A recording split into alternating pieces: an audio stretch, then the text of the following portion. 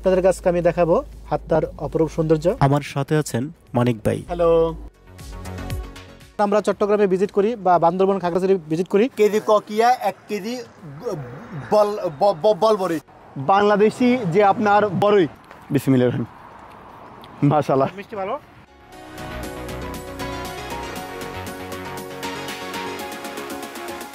তো গাইস, আজকে আমি চলে আসছি সংযুক্ত আরব আমিরাতের হাত্তা। তাহলে এই পাশে হচ্ছে হাত্তা ফোর্ট হোটেল। শারজা থেকে 122 কিলোমিটার পথ অতিক্রম করে আমরা হাত্তা লেকের কাছে এসে পৌঁছলাম।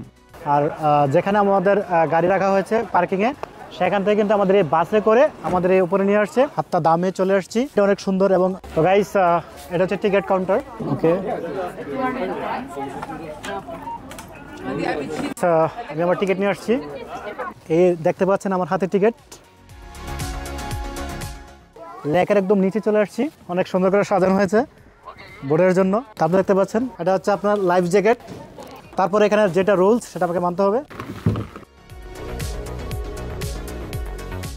আমরা কিন্তু এখন আমাদের যে গন্তব্য আজকে হাত্তা ডাম, আমরা ওখানে যাব এবং সেখানে আপনাদেরকে যে হাত্তার যে সৌন্দর্য সেটা দেখানোর চেষ্টা করব। আর আপনারা আমার সাথে থাকবেন, আপনারাও দেখবেন। সেই প্রত্যাশা রেখে কিন্তু আজকে আমি যাচ্ছি। তো আপনারা জানেন যে দুবাই ট্রাভেলিংয়ের জায়গাগুলো অনেক এক্সপেন্সিভ এবং আপনাকে কিন্তু সাথে ক্যাশ এবং কার্ড দুটোই রাখতে হয়।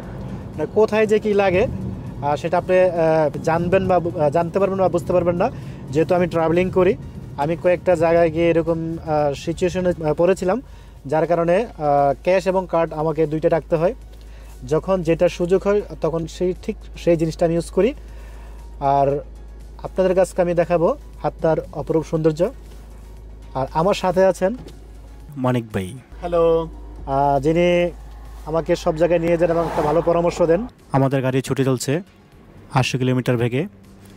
হাত্তার আঁকা বাঁকা পথ বেয়ে আমরা এগুচ্ছি। ঠিক পাশে দেখতে পারলাম একজন লোক ফল বিক্রি করছেন।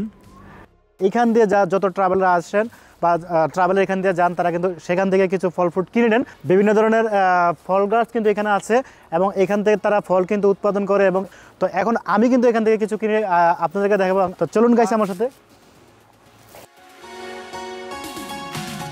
আমরা চট্টগ্রামে ভিজিট করি বা বান্দরবান খাগড়াছড়ি ভিজিট করি। ওই রাস্তার পাশে কিন্তু এরকম টাটকা কলা, বিভিন্ন ধরনের ফ্রুটস নিয়ে বসে থাকে। আমি এখান থেকে পেঁপে নিচ্ছি।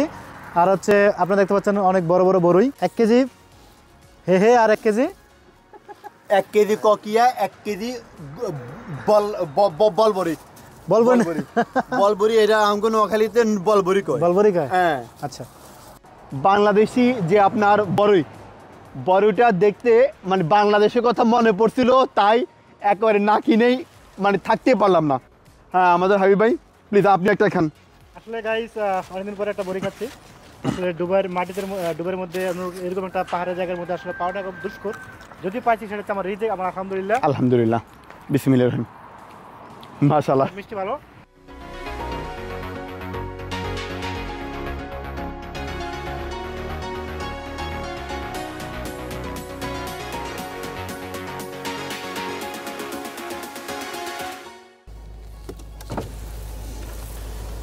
তো গাইস, আমরা কিন্তু হাত্তা দিকে যাচ্ছি। আর এখন কিন্তু আমাদের এই যে গাড়ির মধ্যে ডিজেল নিচ্ছি। আমাদের ডিজেল একদম ফুরিয়ে গেছে। আসলে আপনারা জানেন যে পাহাড়ি এলাকায় কিন্তু পেট্রোল পাম্প পাওয়াটা খুবই রেয়ার, যার কারণে আমরা যতটুকু দরকার তার চেয়ে একটু বেশি নিচ্ছি, কারণ যাতে আমরা পরবর্তীতে কখনো কোনো ঝামেলা না পড়ি।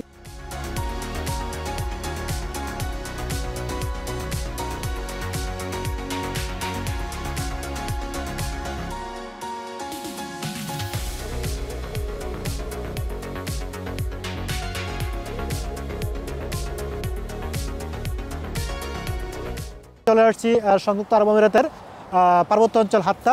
আসলে হাত্তা এলাকাটা খুবই সুন্দর।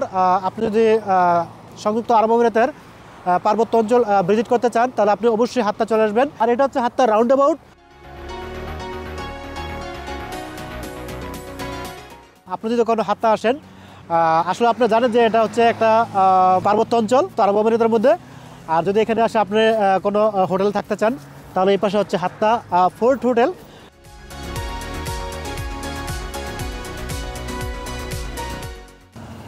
তো গাইস, শারজা থেকে 122 কিলোমিটার পথ অতিক্রম করে আমরা হাত্তা লেকের কাছে এসে পৌঁছলাম।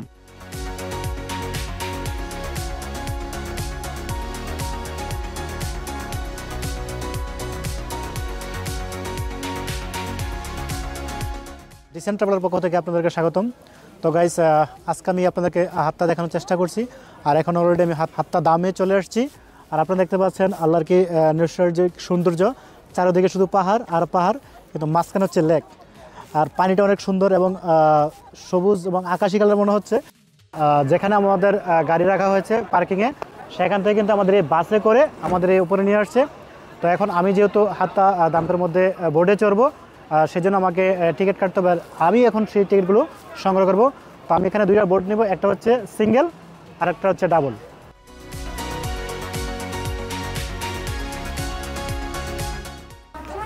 তো গাইস, এটা হচ্ছে টিকিট কাউন্টার। আপনারা যে হাত্তা দামের মধ্যে আসেন আর লেকের মধ্যে যদি বোটে চড়তে চান, নৌকায় চড়তে চান, তাহলে আপনাকে অবশ্যই এখান থেকে টিকিট সংগ্রহ করতে হবে। তারপর আপনি নিচে যেতে পারবেন এবং নৌকা ড্রাইভ করতে পারবেন। তো আমি এখন টিকিট কাটবো। For the yellow boat, sir, if it's too windy, then we need to remove the umbrella. ওকে, 200. আমি আমার টিকিট নিয়ে আসছি। যেহেতু আমরা পার্সন 3 জন, আর সেহেতু আমি 3টা নিয়েছি। একটা হচ্ছে সিঙ্গেল, একটা হচ্ছে ইয়েলো। তো গাইস, আমি কিন্তু চলে আসছি দুবাই হাত্তা দাম্পের মধ্যে, এবং এই দেখতে পাচ্ছেন আমার হাতে টিকিট। আমি একটু পরে কিন্তু বোর্ডে চড়বো এবং আপনাদেরকে দেখাবো। আসলে অনেকটা সুন্দর জায়গা, অসংখ্য ট্রাভেলার্সকে আসছেন এখানে। তো দেখতে থাকুন, আমার সাথে থাকুন। আপনারা দেখতে পাচ্ছেন অসংখ্য ফরেনার এখানে আসছেন। একটু পরে কিন্তু আমরা বোর্ডে চড়বো। যে বোর্ডে চড়বো, লেকের একদম নিচে চলে আসছি। অনেক সুন্দর করে সাজানো হয়েছে বোর্ডের জন্য, খুব সফট। আপনি দেখতে পাচ্ছেন এটা হচ্ছে আপনার লাইফ জ্যাকেট। আসলে আমরা লাইফ জ্যাকেটটা পরলাম, যদি আমি সাঁতার জানি। তারপরে এখানে যেটা রুলস সেটা আমাকে মানতে হবে, যেহেতু আমি এখন বোর্ডে চড়বো। আর আমি অলরেডি লাইফ জ্যাকেট পরেছি। আসলে আমি যদিও সাঁতার জানি, কিন্তু কিছু করার নাই। এটা হচ্ছে এখানে রুলস, সেটা আমাকে মানতে হবে, সে যে দেশেরই হোক। তারপরে দেখতে পাচ্ছেন দুবাই হাত্তা দাম। কিন্তু একদম হাত্তা যে দাম আছে, সেখানে লেকের মধ্যে কিন্তু বোর্ডে চড়বো এবং সেই সৌন্দর্যটা আপনাদেরকে দেখাবো।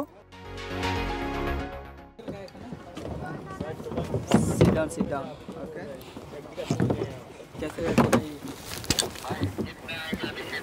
আমি কিন্তু এখন সিঙ্গেল বোর্ডে চড়বো।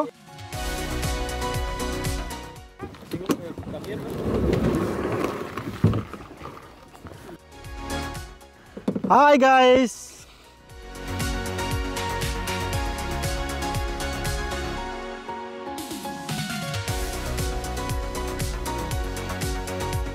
হাত্তার পূর্ব নাম ছিল হাজারাইন, যেটি সংযুক্ত আরব আমিরাতের শারজা থেকে 122 কিলোমিটার দূরে অবস্থিত। পাশে সংযুক্ত আরব আমিরাতের ওমান শহর। হাসার বিন মাকতুমের রাজত্বকালে ওমানি সুলতান বলেছিলেন, হাত্তা অঞ্চলটি স্থানান্তরিত করার পরে বুরাইলির বিরুদ্ধে নিজেকে রক্ষা করতে অক্ষম ছিলেন, তাই প্রতিবেশী মাসফ আউটকে বসতি স্থাপন করেছিলেন। 1980 সালের দিকে হাত্তার মাদাহ আলাইন রাস্তা সংস্কার করে হাত্তা লেককে পর্যটক জায়গায় রূপান্তরিত করেন।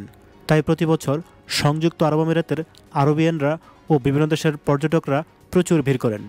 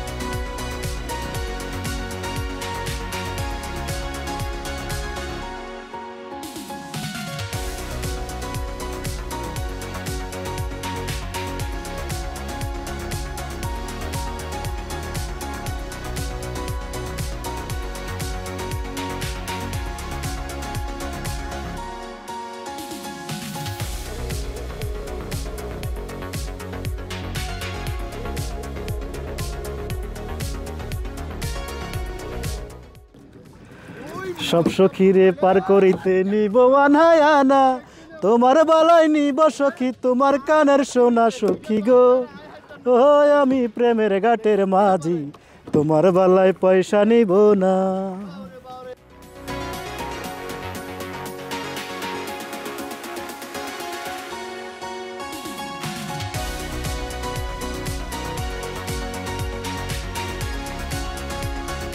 আমি আপনাদেরকে হাতটা দাম দেখানোর চেষ্টা করছি। যদি আমার এই ভিডিওগুলো আপনাদের কাছে ভালো লাগে অবশ্যই লাইক কমেন্ট শেয়ার করবেন। নিজেকে ভালোবাসুন, নিজের দেশকে ভালোবাসুন, নিজেকে সময় দিন। আল্লাহ হাফেজ।